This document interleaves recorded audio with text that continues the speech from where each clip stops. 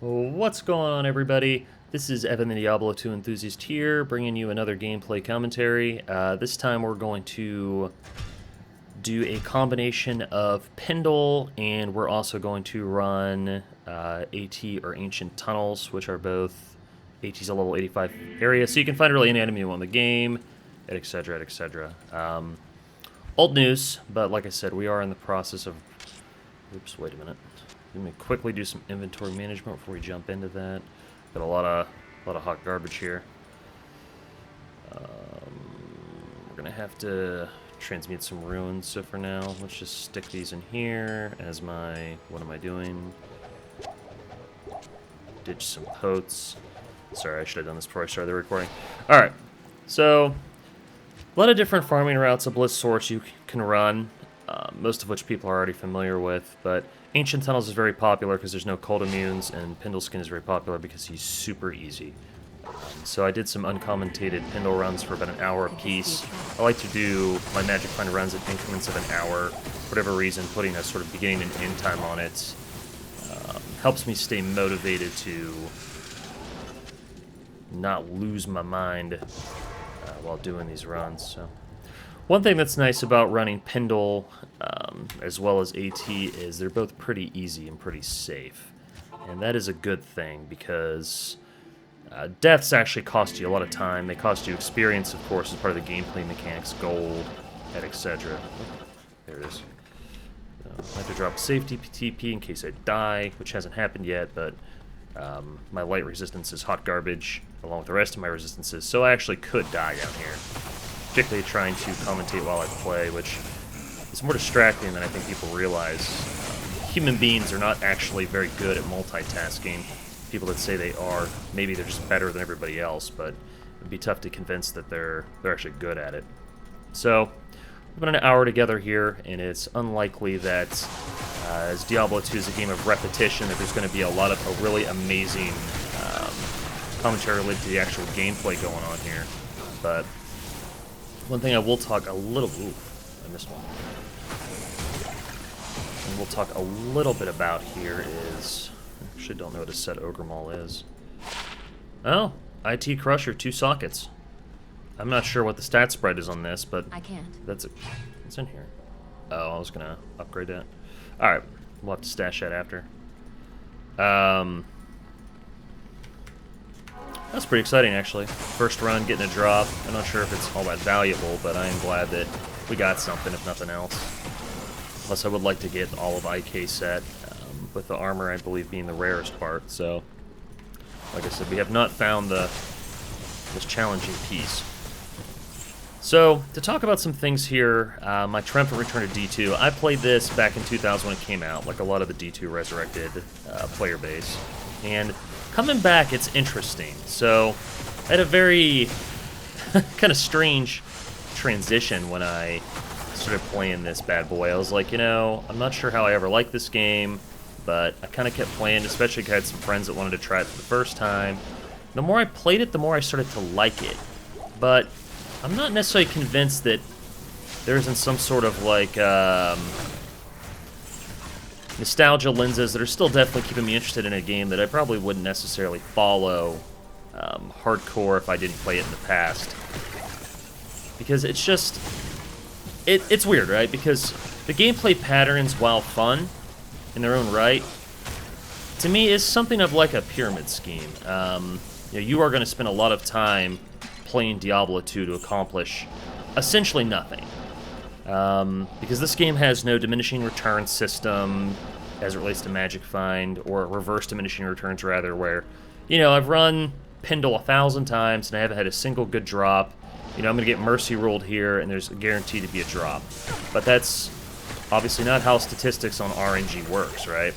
That's sort of that human folly there where you might say, like, well, the odds of me running 10,000 runs and not find anything good is much slimmer than me running, like, 3 times not finding something good. You're like, that's true, but that's a triumph of attempts over anything else.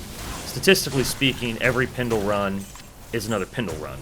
You're not really any more likely to find anything the 500th run as the first run. Equal odds each time. Just a matter of saying, motivationally, trying to keep yourself playing by saying, you know, eventually something will drop, and statistically something should drop by this amount of time, but that doesn't mean your odds actually go up each time. So, long-winded way of saying, basically the gameplay pattern is to do a lot of repetitious things and hope for the best. Which, I gotta tell you, when I first started playing, was not something I was looking forward to going back doing. It's almost like having a job, in a weird way. You know, go in and do things I don't necessarily want to do in order to get items. Go to work and do things I don't necessarily want to do at work to get paid, to play video games so I can find more things that I don't necessarily want. I'll joke aside, though, there's some sort of X factor with this game, right? Where I definitely enjoy it more than the description would lead you to believe. There's probably some sort of triumph over, I'm not sure, nostalgia, but even back in 2000 I thought this game was great. And to a point, I still think it's great. You know, I tried PoE the other day. A friend of mine was telling me, you should get onto PoE and see what a true, you know, upscale, you know, ARPG is. You know, this one's like super outdated. You know, it was good for its time, but now it's kind of fallen off. And I'm like, all right, I could believe that. Played a couple hours of PoE, and I thought it was interesting, but I didn't necessarily find it more enjoyable than this game.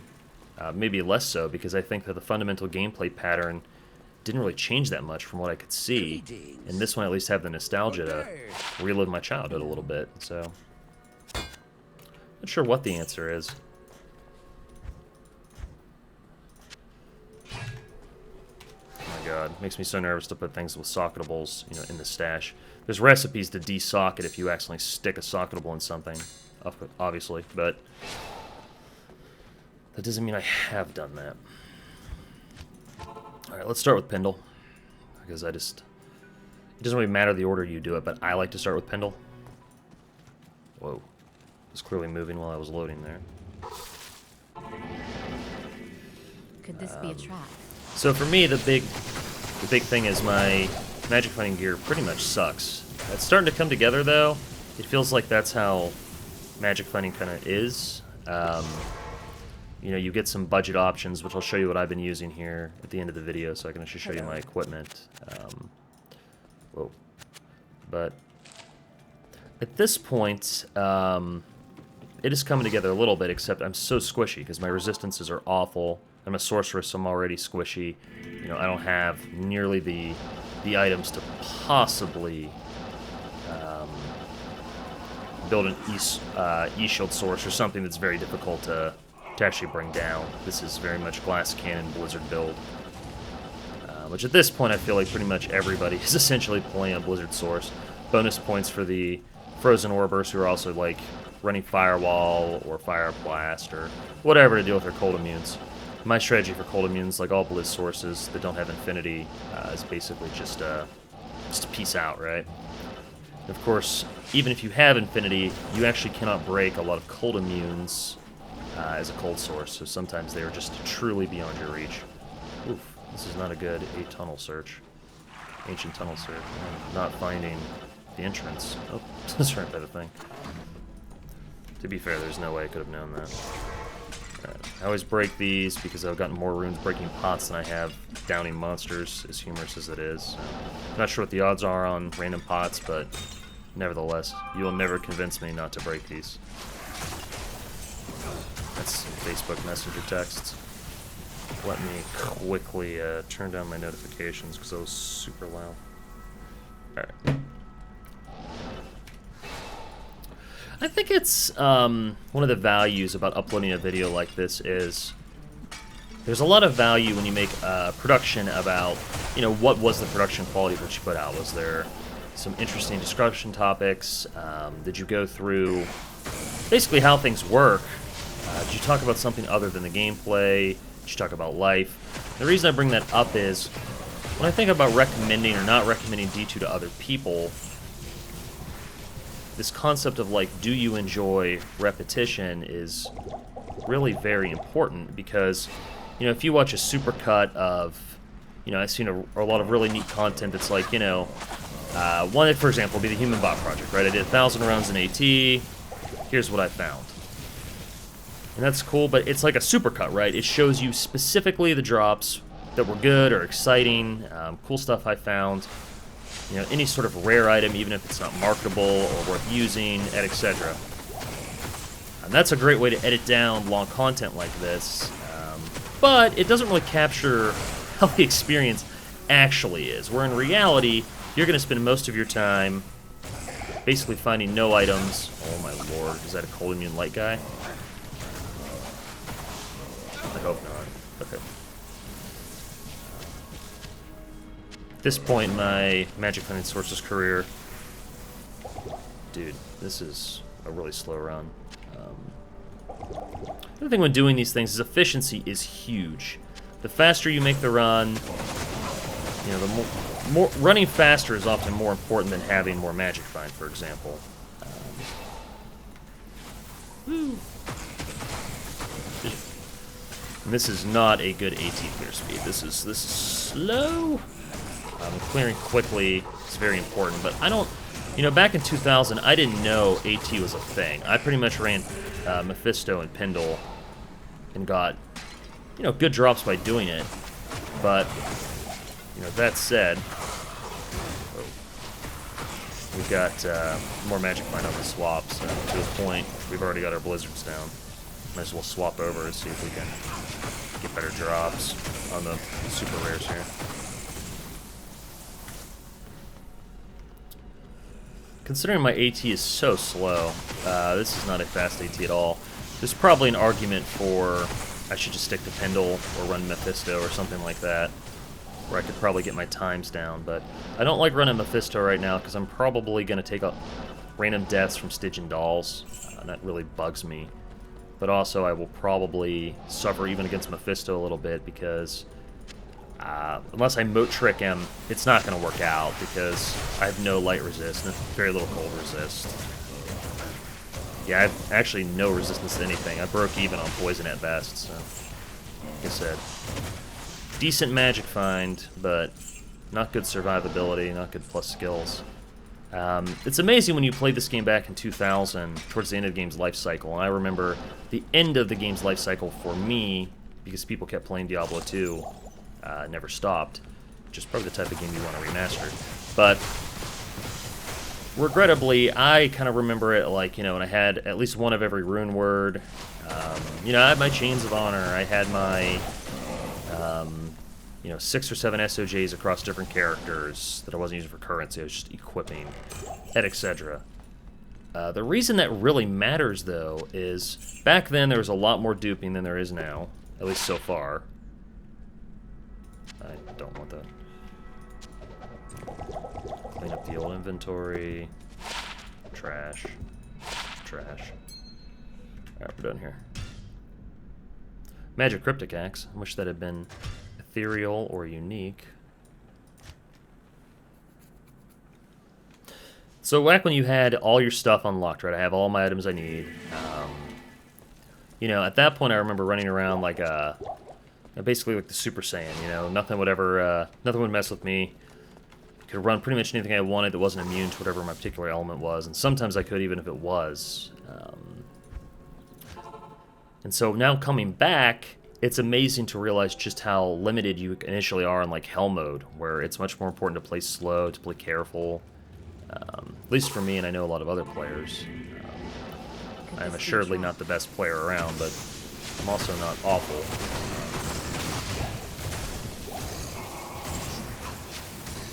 I sincerely doubt I'm going to want this, but...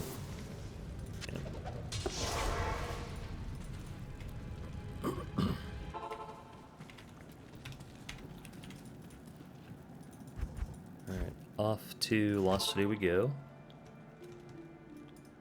Like I said, the multitasking live commentary for this is more challenging than I expected, so why I'm going to keep doing it.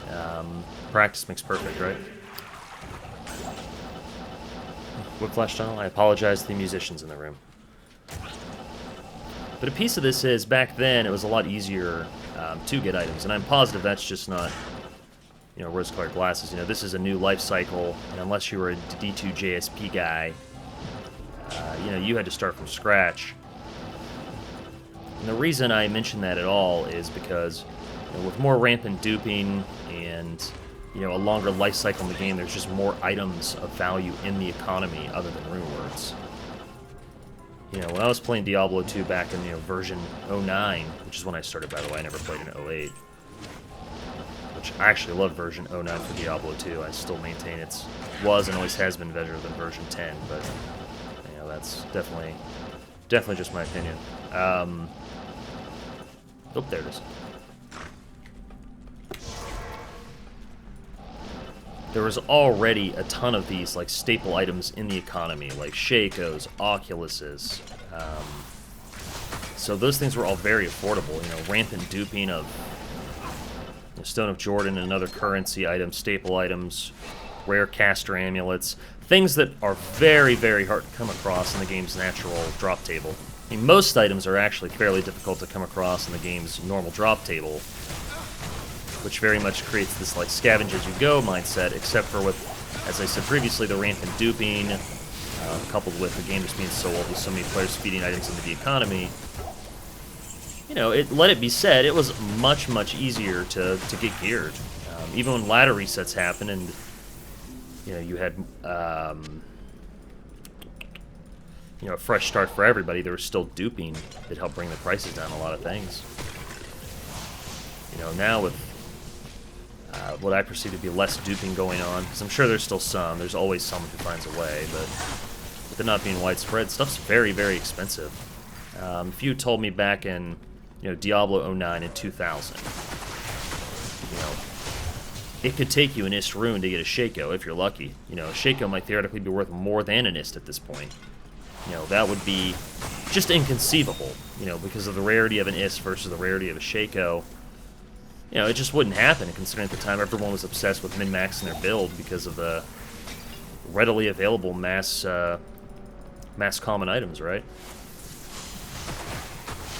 So now these items like Shakos and other staple items are worth a lot more, which makes finding them give you a lot more trade leverage, like for sure. But it also makes just getting geared in general a little tougher getting started. I'm really feeling that. I've spent a good bit of time just trying to get something workable. Which I can't decide if that's made it more enjoyable or less. I think a little bit of both. I've got to say, there was a period there where I was pretty much stuck in hell because I didn't have the ruins at the time to get enough resistances or damage to possibly hope to get through hell without going at such a snail's pace. It made more sense to stick around in Nightmare and farm Mephisto for, Mephisto and Ariel for a period of time. That way I could actually hope to run those higher areas. Which kind of makes you wonder about the design philosophy, right? Like, it's basically not a hard gear check, but to a point, there is something of a gear check going on there. Which is a good reminder that Diablo 2 revolves around loot and trying to obtain loot. The gameplay cycle, while repetitive, is somewhat addicting. Excuse me.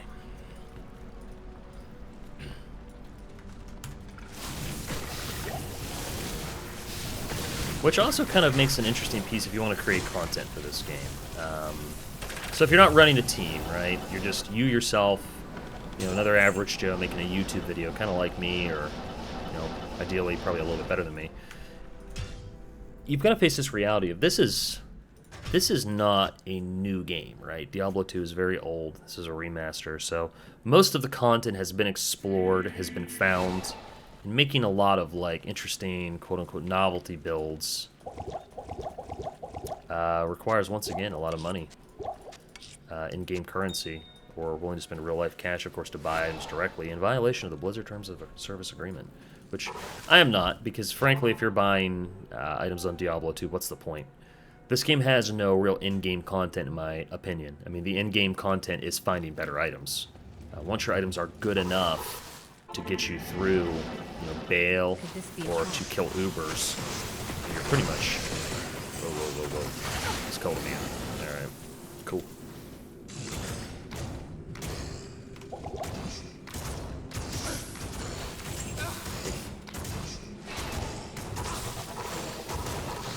Keeping stunts to Merc and kill him. I do realize it would mostly be quicker just, not kill Pindle in those instances and just keep the gravy chain moving. It's like I said, efficiency I know is very, very important when it comes to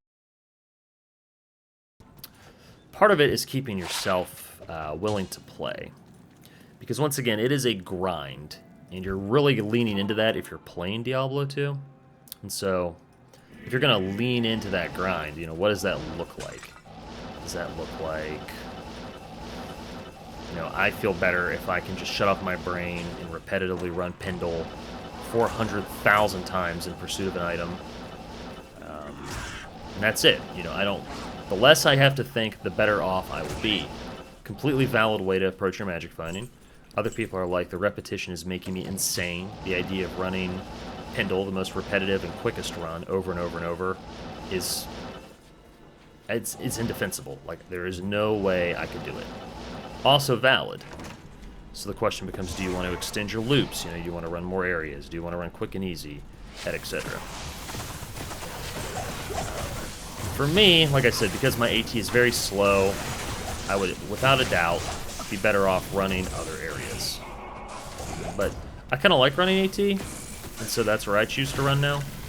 And I run Pindle too, just because he's quick, and Pindle has yet to drop me a single item that's really worth anything. Not surprising. Pindle's one of those quantity over quality type monsters to run. And I can't stop running Pindle until I at least get one valuable item from him, you know?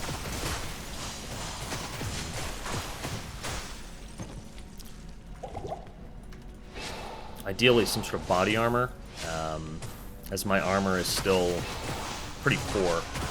So that's probably the biggest holdup of making my build viable, is not having a sort of armor with resistances or FCR. You know, there are things I could afford to trade for, like a Viper Magi, things like that.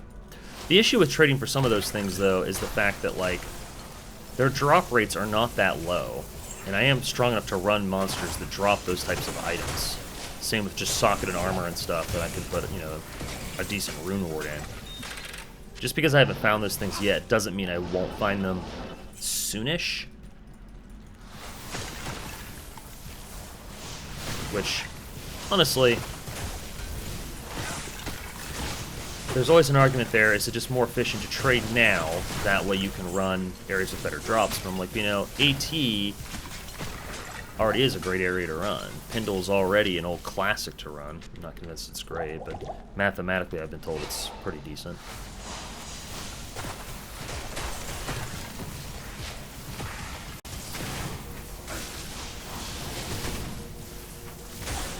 I kind of think it'd be amusing if there's been a lot of login issues that have plagued this game. A lot of technical issues with getting logged in, characters losing progress, etc., which I'm amazed people keep playing. I may say that not to be disparaging. I just know myself, and I will say, if I found, say, like a high rune, like a bear or a jar, you know, even a Zod, well, not like extremely valuable, it's extremely rare. Anything like that, where you know the odds of me finding again in less than 50,000 hours, I just, no, why aren't you unique? I'd just be so off it. Like, the amount of rage I'd feel, I'd be like, yeah, we're quitting. We're going to go play something else. So these rollbacks, when people are losing progress, you know, I've read a lot of Reddit posts about people losing these, like, super high-end ruins, or, like, a perfect Miraris, things that are really hard to get a hold of, particularly right now. It's just, like, such a feels-bad moment. Also, so one thing about Diablo I mentioned earlier, for those of you not familiar, there's the ladder system, right? Where basically everyone goes into a separate subset of the population with no one bringing any items over, so that everyone can start fresh.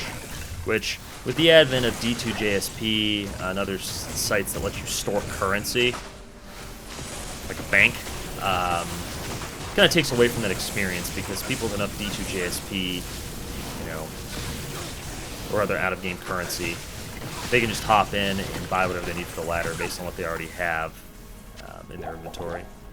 Which is fun, I got no problem with that, but there probably is no way to do, like, the purest ladder resets anymore. Not to say that there ever was, there's just a more established community to get around the fresh start experience if that's what you're into. That said, I'm just curious what we're doing with the ladder in general, because Blizzard hasn't released it yet. You know, are they going to disable Historically, certain rune words and items, which were very good, were only droppable and available on the ladder. And so, is that going to be the case? I have no idea. I kind of hope not at this point, because we've been going so long without it. It would be kind of frustrating if somebody had, you need like 3 high runes for your infinity, and they were 2 out of 3, and now they can never make those. The runes will always be valuable, but putting them on a clock at this point just feels kind of crappy. But they used to incentivize ladder play a little bit, right? As I could, make these in-game super rune words only available on ladder. I can cube up runes only available through ladder, etc., etc. That incentivized people to actually play it. I wonder if we're going to put new rune words into the game, shake up the quote-unquote character build meta, which that might be something I enjoy. I could probably never afford those items anyway, so I don't know if I'd even bother to play ladder. But it would be nice to play an environment where we see something a little bit new. There's always been this sort of battle with these remasters in most games, particularly in Diablo, about purist remake versus some modern changes. And for whatever reason, I'm amazed by how attached people are to their nostalgia. Now, I'll admit, I'm getting a lot out of my nostalgia value. I would still be down to modernize a little bit. Particularly when you've got amazing Diablo mod projects, like Path of Diablo and other things that are very, very good products that have a lot of these quality of life fixes available, and people enjoyed them. So I just, why not have the Blizzard product modernize a little bit? Like, is it so important that your potions don't stack, then inventory management's a pain in the butt? Like, are those necessary for the Diablo experience? Probably depends on who you ask, but I would not mind seeing some quality of life fixes. So, big changes I would like to see, and you've probably heard these before if you've been watching content creators or just on forums or just paying attention in general. One thing about Diablo is loot increases with more players in the game, which I kind of see it from a simplistic lens. It makes a lot of sense, right? You have more people playing, it makes sense that more items should drop. That way, there's more for everybody, quote unquote, and to reward people for playing in groups, etc. The problem is multiple. On the small side, because Diablo doesn't have any sort of like loot queuing system, it just drops on the ground. If I want to play with 8 players or 3 players, whatever it is to reach my next increase in loot, because my understanding is 2 players doesn't actually increase the loot, it's at certain breakpoints, and 3 being the first, if I recall. I have to run the risk of spam clicking the ground to try to find items.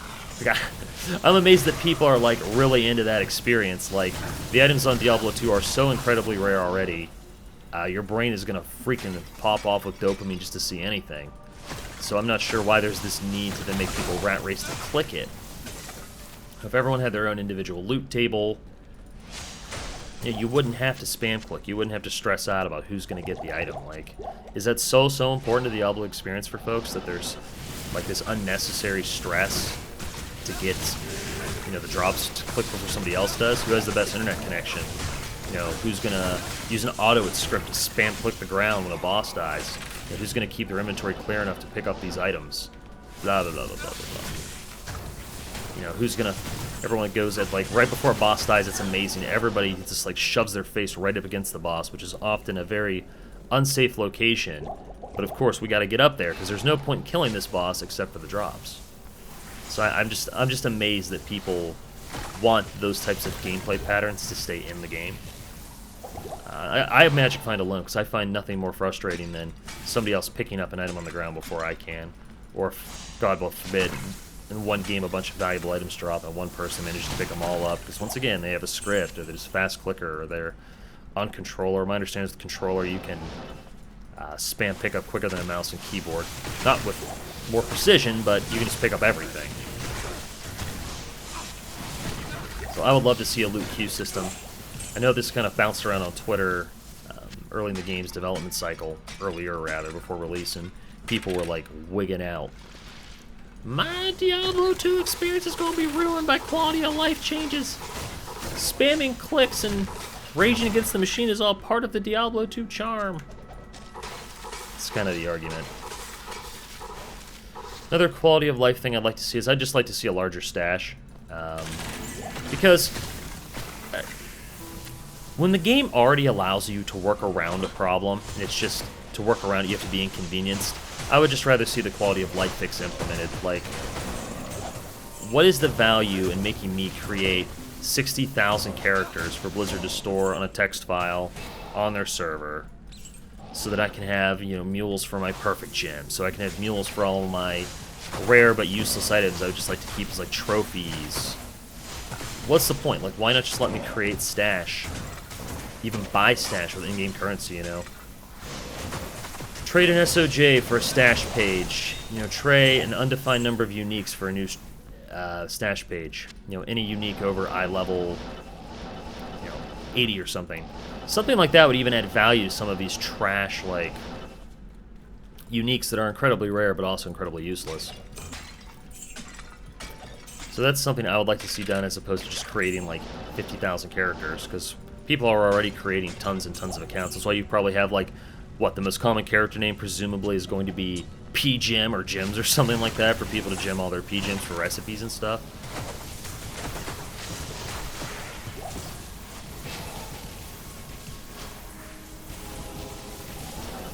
Other quality of life I'd like to see is, like I said, and this one's really bugging me. So if you play in single player, you can slash type in P8 to switch it to players 8. So if you want to play with players 8 difficulty in single player, that's how you do it. I don't see why we just can't do it on Battle.net, because there's connection instability anyway, but more to the point, in order to get higher drops they won't have to share, or once again will have to click against the ground for, they essentially create games that are, say, trade games or bail games, where they're basically only going to magic find in that lobby. They're not going to do what they're saying they're going to do. Which creates, like, a sense of toxicity for me, right? It makes the game less fun. Like, if I want to party up and actually kill Diablo, or I want to party up and actually kill Baal, or I just want to do quests. I actually want to play the game beyond magic finding for 10,000 hours. You know, that's what I want to do. It's actually really difficult to do that in Hell mode, for example, because any game I host, people join in magic find in the game. So if I'm already struggling to clear an area, I'm asking for help. You know, I've come in undergeared, I've come in ahead of my time, just because, once again, I want to work with some people and get it done. It's a quote-unquote competitive game. You know, someone will join my game in Magic Find, and which increases the difficulty and increases the drops for them, and I get nothing out of it. It makes me just want to immediately leave the game. But that's self-defeating, because they'll just stay in the game and do their run anyway, and then just do it to somebody else. Like, it's an unnecessary design quirk.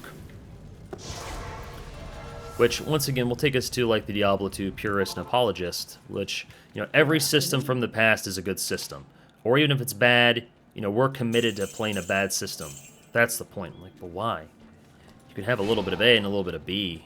Because the argument I often hear is like, well, that's why, you know, back in my day, when I was a young man, we used to, you know, hostile them in town, because you can't PK in this, and we go PK them.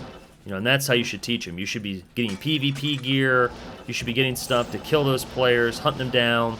That's all part of the experience. Which I just don't see it. Particularly because the system isn't all that well implemented. I mean, you can hostile them, and they can just TP home immediately after you hostile them, and they can go run somewhere else. It doesn't make the monsters any weaker. It's a huge distraction from what you're trying to do. I don't know. I just don't think it's a very good system. I'm a big fan of just allowing players to set the player difficulty in their solo games. You know, there's a lot of split the difference ways to do this too, where, okay, you can only do that in a private lobby. Like, if it's a public lobby, you just gotta live with it. You're gonna have people sabotaging your bail runs, like, deal with it, sweetie. Like, that's part of our old school game design that we're sticking with. But if you're playing, like, solo Battle.net for your Magic Find runs, just let people slash it. That way people want to come in and intentionally trash your game. They want to hostile you, they want to mess up your bail run. You know, they want to have, like, their Dark Souls-inspired PvP. Like, whatever. I'm down for that. Let's do it. But let's just not do it because they just want to magic find. Like, let's do it because they want to PK you or something. I feel pretty strongly about that. Because at this point, since most of my in-game content is magic finding, outside of trading, I'm really starting to wonder, should I just be playing single player? And if I should just be playing single player, that opens a lot of these ARPG markets. Because I think that single player lets you adjust your drop rates. It lets you do a lot of quality of life things for players. Because you're only controlling the environment for one individual person. So if I wasn't interested in some sort of multiplayer component, you know, I'm definitely playing the wrong game. But I am interested in a multiplayer component. I'm just not interested in people not interacting with me at all, doing anything with me at all, just running through my game's magic finding. It's exhausting, and it's silly, it's unnecessary. The system could easily be improved. Once again, I am not a huge fan of this, like, adherence to just bad design characteristics. Which I get as an opinion, absolutely. But I think my opinion's valid, and I don't think the excuse of that's how it used to be and we have to keep it that way is a legitimate argument. I think it's an argument of a weak mind.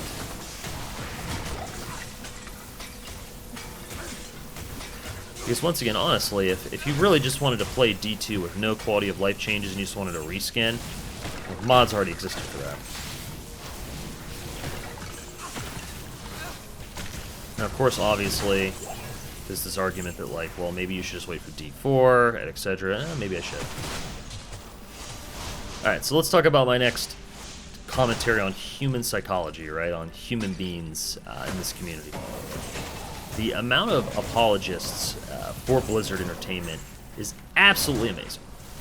Let me be clear. I think the remaster team actually did a great job in terms of the actual retexture. I mean, the graphics look great. I mean, look how we used to look and how we used to run. So much nicer. Looks fantastic. I don't know why I clicked that. Big fan. But the database team, or at least the people that allocated resources to the database team, you know, large organizations, it's hard to specifically blame one person, nor am I invested in that. But the entity that is Blizzard Entertainment, as always, had a freaking crappy game launch. Bad server issues, character rollbacks, etc. And yet, if you go on the Diablo 2 Reddit or most of the Diablo communities, the amount of people that just spend their time like sitting there and defending Blizzard endlessly is really amazing to me. Which, don't get me wrong, I get the counter argument is, you know, there's tons of people that find the time to log into Reddit to complain about their experiences, but like, honestly, man, to a point, they're pissed. Like, I kind of get it. Like, I'm sitting in queue, I can't even log in. I have to wait for 30 minutes, 20 minutes to even log into the game to play, if it's working at all. And, you know, I've got time to kill, and I'm angry I have to do this, and this is ridiculous in a modern game design, so I'm going to go on Reddit and complain. Makes sense to me. It's not an effective use of your time, but what is? I mean, I guess you should be, like, working out, like doing lifts or something, or working on homework, whatever your other responsibilities are while you wait for the game to load up. But either way, at least there's a reasonable human motivation there, at least one I consider reasonable. I can't say the same for the folks that are on this, like, hey fam, stop flooding my beautiful subreddit with discussions about, you know, the servers being down. We get it. You know, this is clouding the forum. It's distracting from my otherwise meaningful conversation. And I'm like, all right. And that kills me, man, because, you know, I'm on Reddit too. I'm waiting to log in, and I don't really complain on the Reddit about that, because, like, what's the point? But from a just intellectual standpoint, I just don't get it, man. Like, you'd rather be angry at the person who wants their game to work correctly than be angry at the person that, you know, made a crappy game, or a company that made a crappy game. It's like the corporate, you hate to say it because it's kind of cliche, but like the corporate shilling, man, is like mind-boggling. Everyone's like, well, you know, complaining won't change anything. That's true, they already have your money. You could request a refund, but, you know, what's wrong with a little bit of verbal complaint? I mean, as a consumer, once you've bought something, your best bet is to refuse to buy future products. You know, money is what companies care about. They exist to make money. But surely, complaining about the crappy issue is more impactful than just ignoring it. Seems like people are very ready to, like, I don't know, just take what they're given, settle down, and, you know, make some appeal to, like, these gamers are so whiny and fussy, you know. They should walk a while in my shoes. These young gamers need to get off my lawn, chat. It's very much what it feels like to me. It's just silly. Especially because it's always like, oh, I'm not blaming the consumer. You know, I'm just blaming the consumer. But it's not, I just want my forums to have more interesting content. Like, alright, cool. So you want Reddit to give you more interesting content for a 20-year-old game. Those same people don't go thread to thread on Reddit and say something effective like, why are you posting about the fact that you found a Shaco? That doesn't mean crap to the rest of us who didn't find Shacos. Like, no one's on there posting interesting builds or novelties on the Reddit. Very rarely. They are well received when people do, but it's just not common. But these folks don't really go around and complain on, like, the My Shaco post. So it's not all low-effort posts, it's specifically the server issues. It's specifically people complaining about legitimate game problems. You know, apparently it's more productive for the community to discuss the fact that they got lucky and found, you know, a Shaco or something. It's using so much always a Shaco, it feels like. Or a bear ruin, whatever. It's not even like, I rolled my first rune word, here are the stats I got. At least that's something to engage your mind with. I don't even know what you're supposed to get out of, I found a Shaco on the ground. For example, I found an SOJ the other day. Very exciting for me. But what's the point of me going on Reddit and being like, hey man, I ran Nightmare Andariel for the 600th time, right? You're not going to believe this. I found an SOJ. She has the highest drop chance for an SOJ in Diablo 2. Did you know that? Oh, you did because the game's 20 years old? Well, she still does. And she dropped according to the drop table, and I got it. Amazing. Just really how it comes off to me, man, like, honestly. Which, I'm fine with that. I mean, once again, what are you supposed to discuss? But the attacking people for what they post about game-related issues, but not complaining about no-effort posts like I found an item, just doesn't track to me. People seem to have a very low tolerance for people to complain, even if the issue's legitimate. You don't have to click into the thread, which I don't either. I mean, same logic goes for me. Anybody can disengage, but if we're going to have a real conversation about Reddit, I just don't get why that is the hill that, you know, not an insignificant amount of forum posters are dying on. But it is an incredibly common complaint. You will not find a single thread about the login issues without somebody saying, I've read this before, stop flooding the forum. Also, when you check post history on Reddit, man, it is wild. And once again, I'm not on any sort of high horse here. You know, I don't really post much on Reddit at all. I just read a lot of Reddit. I bring that up, though, because no one is the change they want to see. You know, and I get certain things in the world you probably want to change that you don't have nearly any influence or authority to change it, you know. For example, I want there to be less poverty in the world. Okay, cool. Me too. Who doesn't? How do we get there? Well, you know, there's a lot of different arguments for that. I think some are more valid than others, and I'm sure viewers for this video do as well. That's great. But that said, saying you be the change you want to see is less viable for something like that. My Merc got the kill on that. That sucks. I wanted my Magic Find to apply to that kill. Not a single item. Okay. It's gonna be an hour for IK's Mall. I'm feeling it. Alright. Check into the Reddit posters post history. Basically just meta complaints about the Reddit. Super common experience for me. As someone who, for whatever reason, is very invested in checking out people's posting history when they complain about other people's posting. Their posting history consists of complaints. It's like, I am not contributing to this community actively, but damn you. Damn you for flooding what I want to read. Someone should post interesting content that is exciting and fresh and new. Like, okay, cool. I actually agree.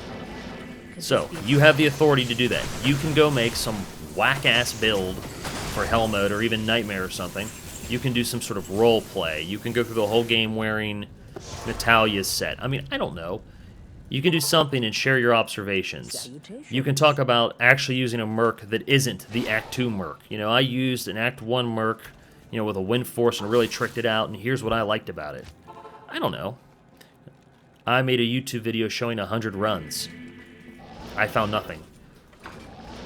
You know, and here's my route. You know, comment on my route, my speed, whatever. Some sort of discussion post. You know, when we're talking about complaining about login issues, or we're talking about, you know, I found a Shaco, you know, the bar is not high to have more engaging content than that. You know, I want to discuss the economy of D2JSB. Once again, not hard to top what's existing being posted. No one ever does. It's always just, I want other people to stop crowding my forum. Now, I'm complaining about people complaining, but I'm not actually contributing anything else. I don't know, man. It just feels bad. Feels a little bit hypocritical and feels a little bit pointless. As is basically everything on Reddit, so, you know, I'm probably picking sort of the wrong hill to die on, but I mean, I'm playing Diablo 2, baby. Clearly I don't value my time. Oof, I'm full up on gold, chat. I say chat, it's just, this is on Twitch. I haven't done a Twitch video in a long, long time. So, the YouTube comments section, I'm full of gold, man.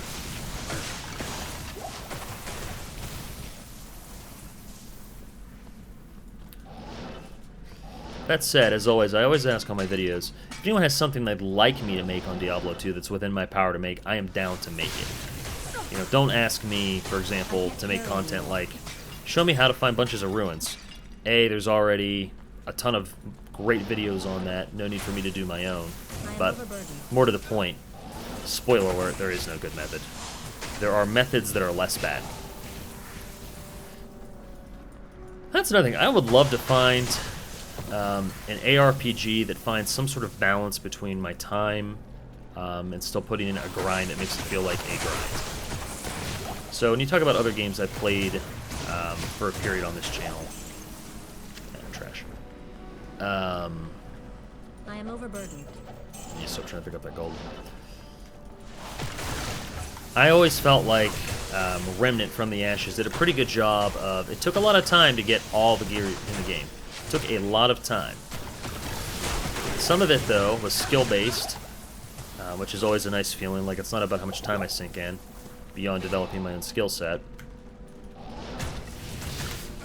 But, you know, part of it also is just the fact the game respected my time. Like, I would find gear that was usable, widely usable, pretty much all the time.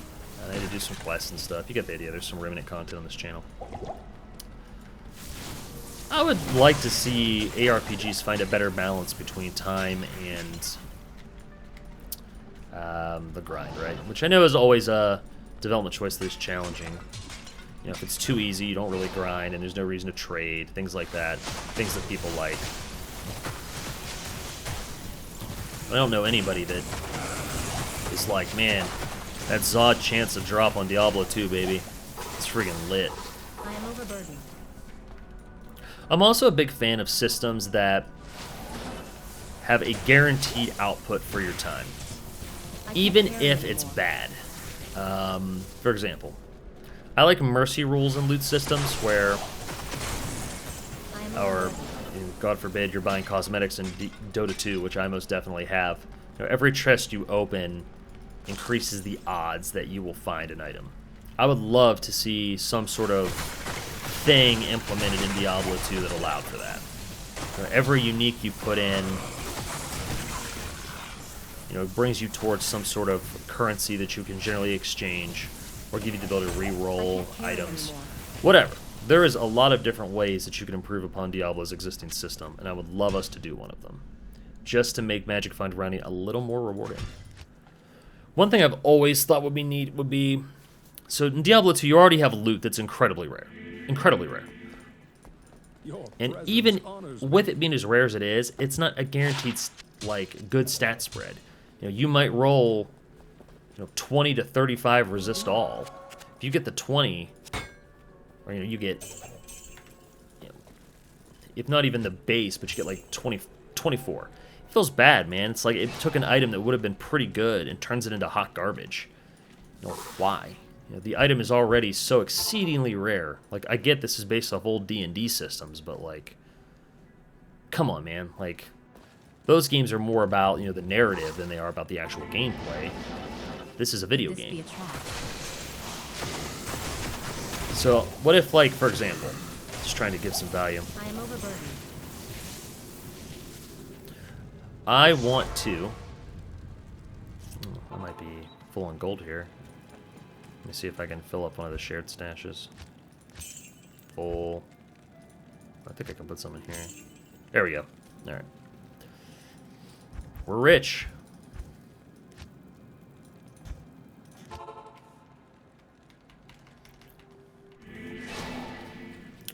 I was saying, so what if I could take a unique item, and I could put another item of the same class or the same type. Oop, fast AT bind. That would let me re-roll the stat spread. Kind of like how Ruin Words, you can remove the socketables from an item. So with Spirit, for example, which I'll quickly show you, that's a Spirit. The faster cast rate is incredibly important, and getting the full 35 is necessary in a lot of builds. I think the roll is 25 to 35, maybe. You can re-roll that spread by taking the items out of taking the runes out of the armor with a cube recipe, and then putting them back in and trying again. Sure, you burn everything you put in, but at least in the case of Spirit, it's the components are pretty cheap, which is very good. I'd like to see something for uniques where maybe I can re-roll my stat spread if I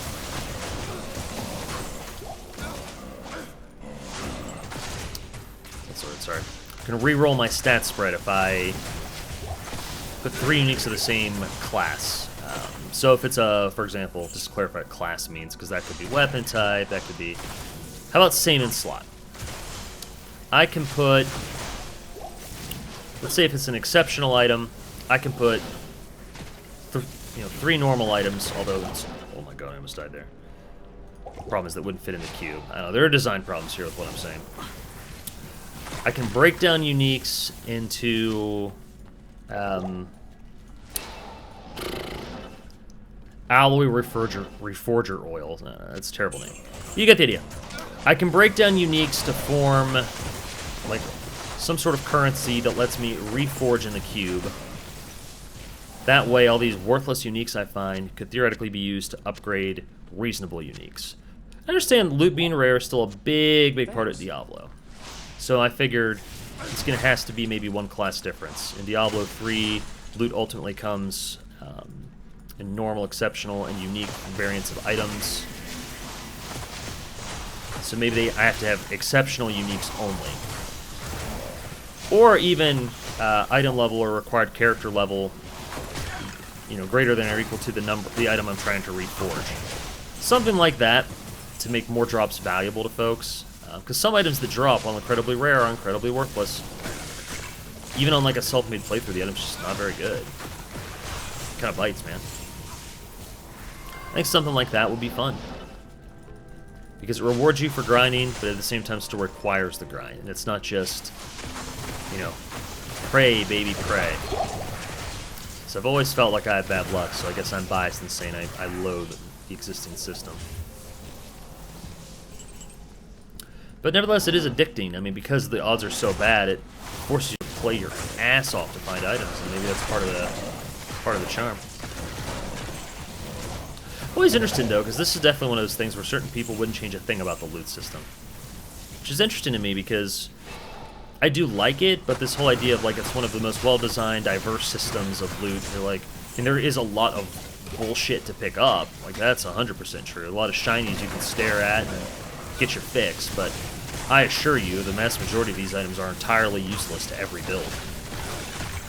Even on self-made playthroughs, they're basically not good. I don't think I've seen a dragon shield in a while. I need a monarch shield though. Quick trivia for those of you not familiar. Monarch shields are the only shields that you can get 4 sockets in that aren't paladin shields. Well, not the only, but the ones with the lowest strength requirement. Which means they're the most desirable almost 100% of the time, if not 100% of the time. Oh, Hell Ruin. That's actually the rune that lets you reset sockets on items, so it's pretty hot.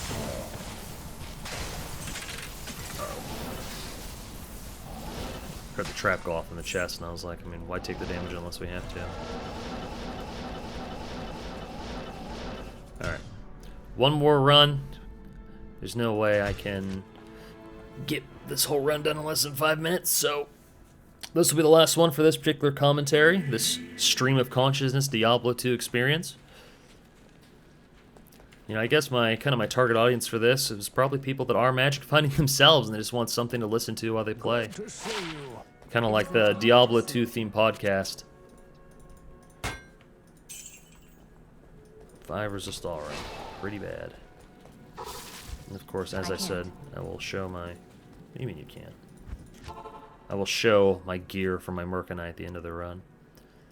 And I will actually ask a question to the YouTube audience. Maybe somebody knows the answer. Because I didn't find a quick answer on Google, although I'm sure it's out there. I don't think there's anything left to discover on this game unless they, you know, added something. We just haven't found it yet. Axe. This is going to be trash. Yep. So, before I identify the item, for those that don't know, it's usually easy to tell if the item is trash or not if you basically look at the treasure class. Not always, but, you know, weapons are, you know, largely dependent on their stat base to do damage. And an axe is a very early game weapon class. That is the normal class of axe, so... I don't think I've had one of those drop before, but I knew it wasn't going to be good.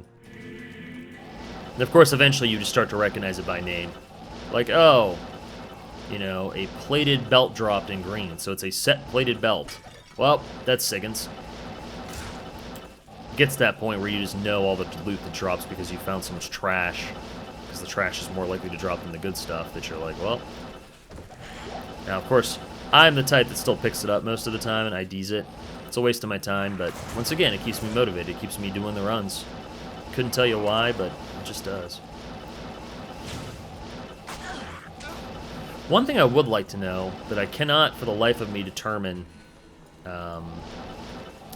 in PoE and competitors to Diablo 2. So if somebody wants to very specifically, who has experience with Path of Exile and this game, could compare the loot system for, you know, what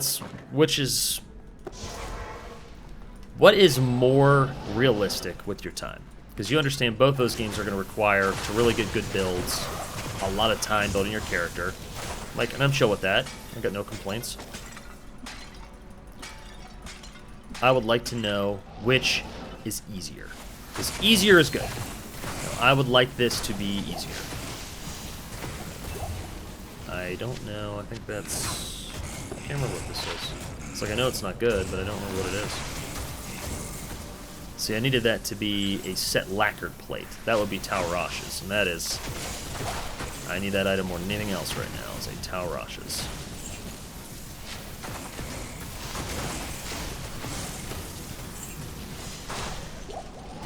There is some chance, too, that next Magic upload we do might be running Nightmare and Darrow to try to find a second SOJ. Because sooner or later, my Sorceress here is going to need... Oh my god, he's cold immune. I hate my life. Kite Shield, that's worthless. A lot of these are very good if you find them early game, but since they still drop in Hell mode, they are effectively become worthless. Oof, I thought I would clear it in time. Just teleported. Alright. This should be +1 to Paladin skills. Yep. Steel Clash. Very good early game for a Paladin. But, once again, here's the other thing. The early game loot's humorous because, like, it does make things a lot easier. But considering normal mode on this game is so flippin' easy, gear is arguably completely unnecessary, if not worthless. Obviously, you could finish... Hell mode naked too, but it'd be much harder. Objectively much harder. Normal mode, it's pretty feasible to say you can beat it with no gear. It wouldn't be like a tremendous challenge run either.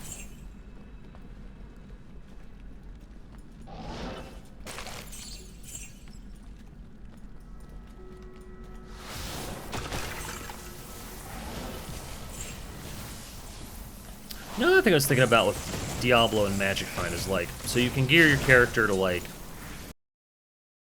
Magic Find, which factors into kill times and things like that, which, you know, you're min-maxing your runs, blah, blah, blah, blah, blah. 100%.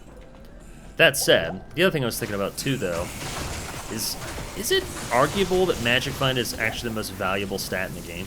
I mean, honestly. Because really, the in-game content is what? Well, the in-game content is trying to find items. Oops. I'm sure this is worthless, but I've come this far. I actually want to see what it was. I dropped it too quick. Like, second-guess myself. I'm like, this is worthless. So I threw it on the ground, but I was like, you know, but you already picked it up and ID'd it mistakenly. So, like, now you've come this far, you might as well see just what worthless is.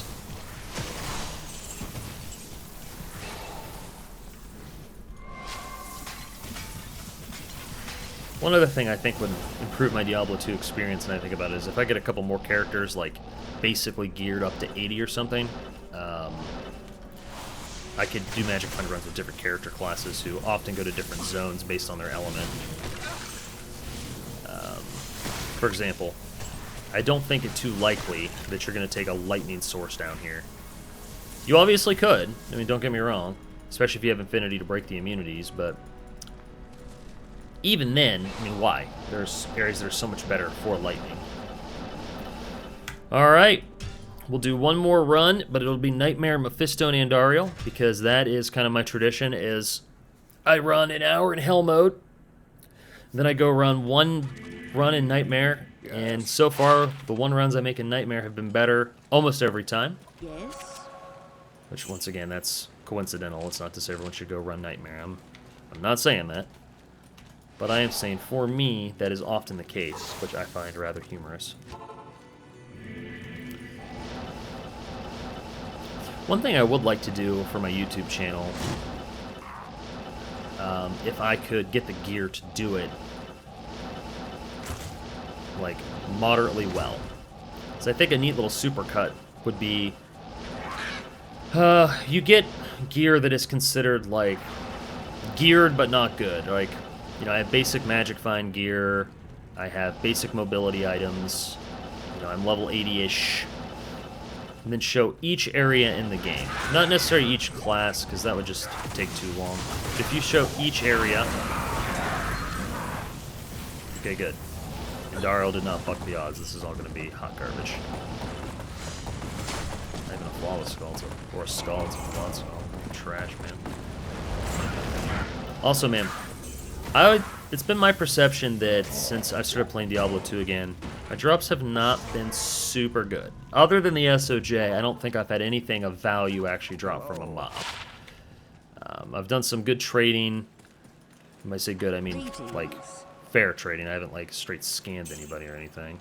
I've had some people overpay by choice, not me asking them to overpay. It's just that they've offered a lot. For example, to be more specific, you know, I found a Skulder's Ire, and it was perfect defense, but non-ethereal, and I was asking for Mal for it, which I thought was a fair price, particularly because Magic Find / Source Gear is super overpriced right now, because everyone's playing Magic Find Sources like me, or I'm playing it like them, more likely.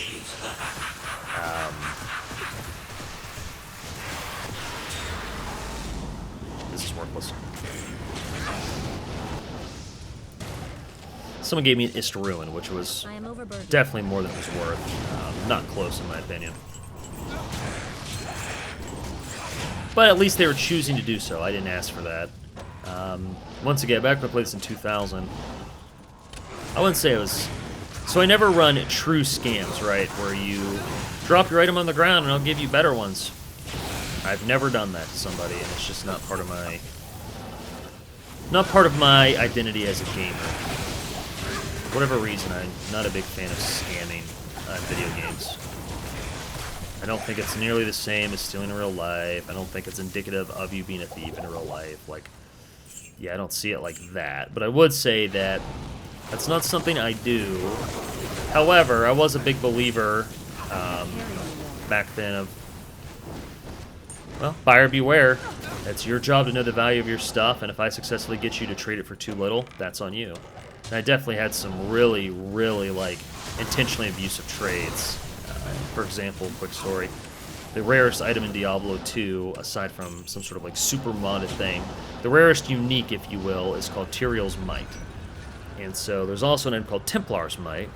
And so I used to convince people that T-Might was referring to Templars and not Tyrael's, and get people to play Tyrael's Might prices for Templars.